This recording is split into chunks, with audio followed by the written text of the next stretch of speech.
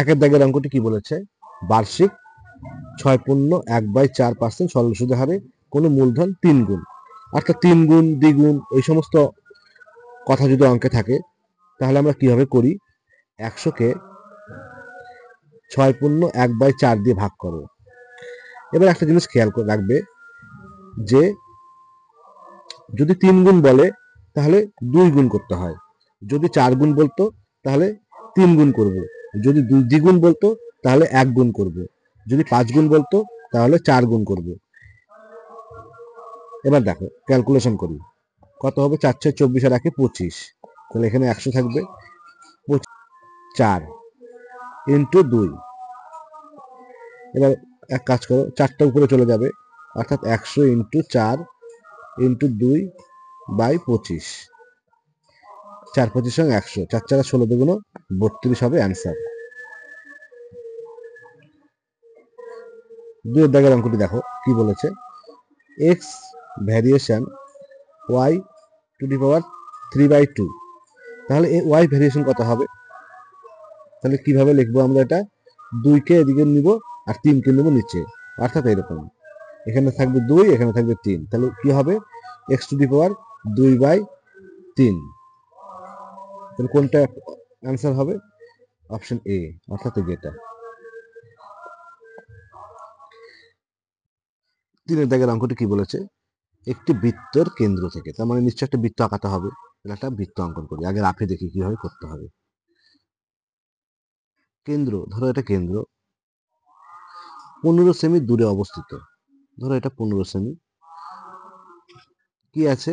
একটি জ্যায়ের দৈর্ঘ্য 16 সেমি, এখানে একটা জ্যা আছে, এর দৈর্ঘ্য হলো 16 সেমি,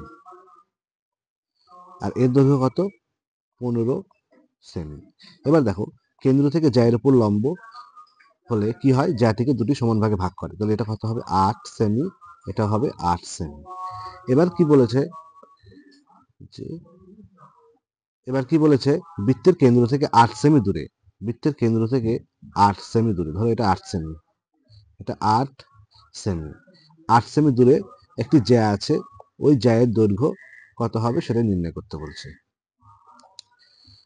তাহলে দেখো আমরা একটা চিত্র অঙ্কন করি, কিভাবে?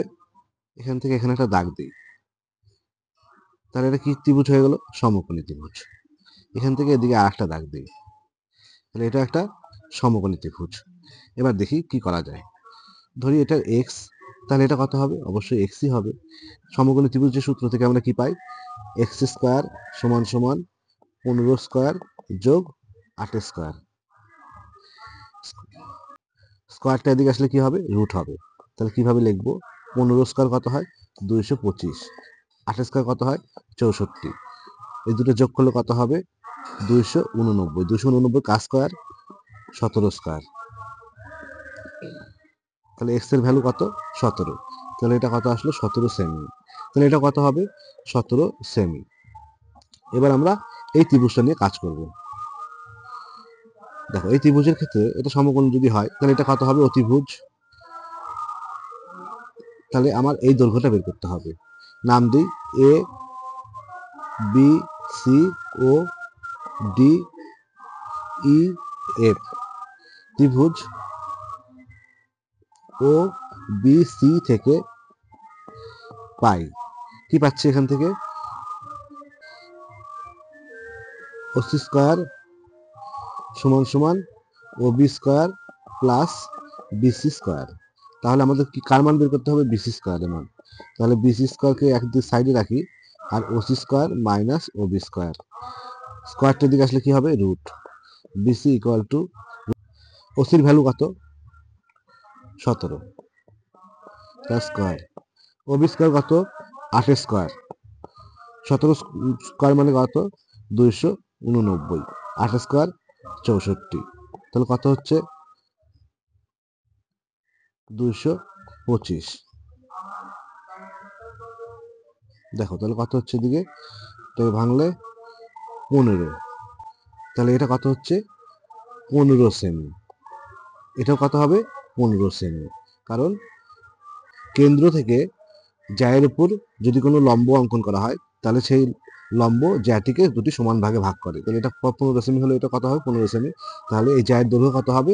15 যোগ 15 কত হবে? 30 সেমি।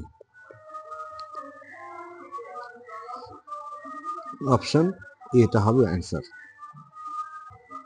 এবার দেখবো আমরা 4 দাগের অঙ্কটি। একটি লম্ব বৃত্তাকার শঙ্কু। তাহলে শঙ্কু অঙ্কন করি আগে।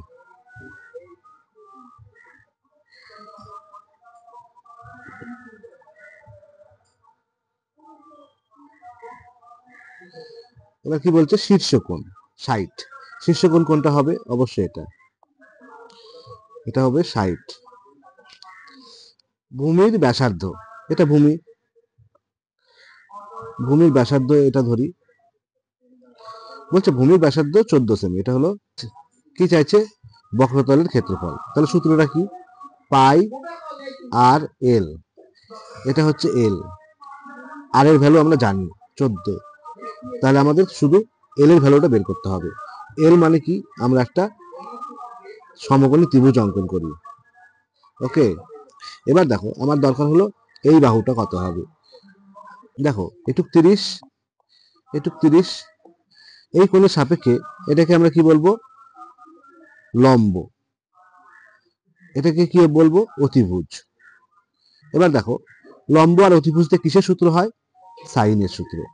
সাইন 30 সমান সমান লম্ব বাই অতিভুজ।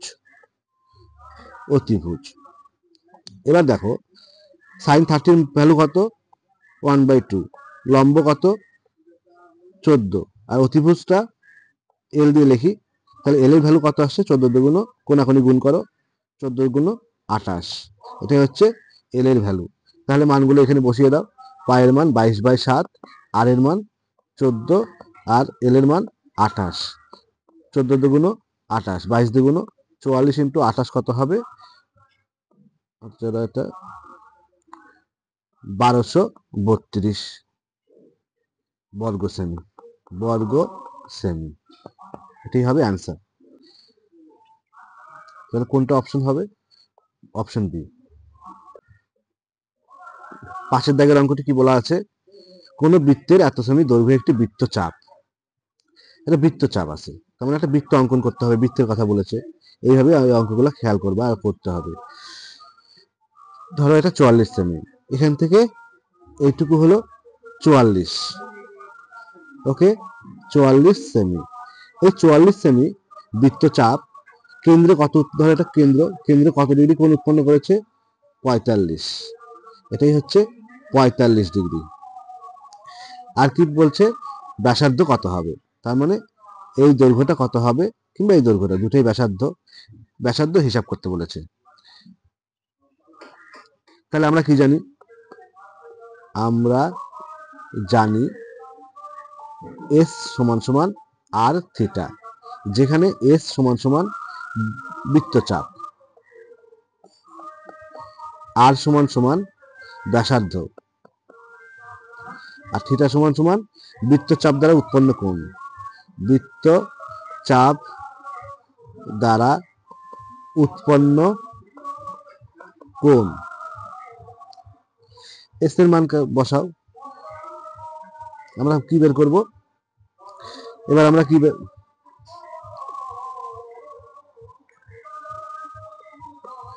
কি বের করব?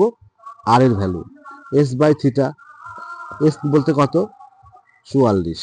থিটা বলতে 45। 44 এদিকে দাও 45। কিন্তু একটা দেখো 45 ডিগ্রিটা কিন্তু 45টা ডিগ্রিতে আসে। এটাকে ডিগ্রিতে রাখলে হবে না, এটাকে রেডিয়ানে নিয়ে যেতে হবে। তাহলে কিভাবে লিখবো? কি করব? 44, এই 45 ডিগ্রি আছে, কিন্তু 45 ডিগ্রিতে থাকলে হবে না, এটাকে রেডিয়ানে নিয়ে যেতে হবে। তাহলে কত দিয়ে গুণ করতে হবে? Pi by 180। তাহলে হিসাব করি, 180টা উপরে চলে যাবে, 44 ইন্টু 180, নিচে থাকলো 45 ইন্টু 22/7, আবার 7টা উপরে চলে যাবে। তাহলে কি হবে? 44 ইন্টু 180 ইন্টু 7 বাই 45 ইন্টু 22, 22 দুগুণ 44, 45কে কাটো, কত হয়? 5 নং 45। 9 দুগুণ 18, 4 5 20, 4 দুগুণ 8, 27টা 56। অ্যান্সারটা কত হবে? 56 সেমি। পরেরটা দেখো, মধ্যগামিতার পরিমাপক কয়টি হবে? 3টি।